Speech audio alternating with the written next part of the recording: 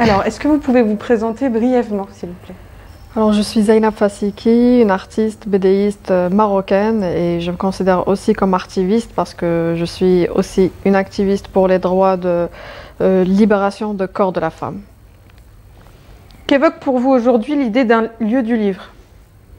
Alors pour moi, c'est très important d'avoir un espace, que ce soit pour un lecteur ou pour un auteur. Il faut avoir un environnement pour être inspiré, pour créer. Et moi, comme bédéiste, autrice, c'est impossible pour moi de créer sans avoir de la musique à côté de ma bibliothèque, mon atelier. Donc, déjà être un artiste, c'est important d'avoir une esthétique dans son environnement.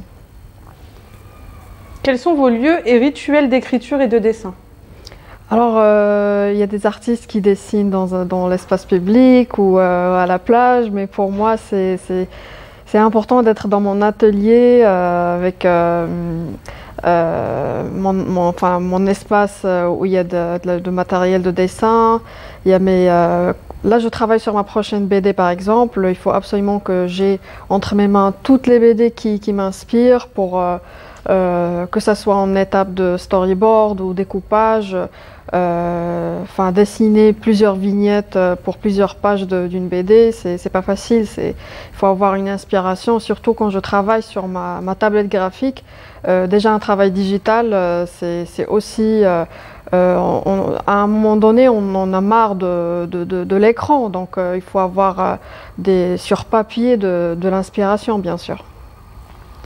Dans votre parcours de lectrice, certains lieux fictionnels vous ont-ils particulièrement inspiré et marqué?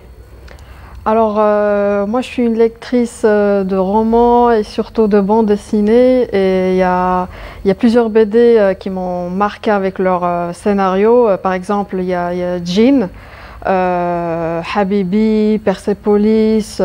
C'est des scénarios pour moi qui ont mis en valeur l'architecture de la région MENA, l'architecture africaine, maghrébine aussi.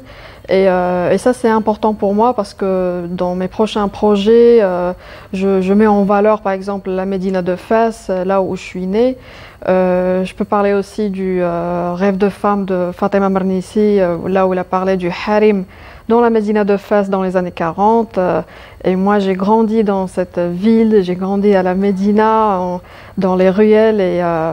Et puisque je travaille sur ces endroits, c'est des BD, c'est des livres qui m'ont vraiment donné trop d'inspiration.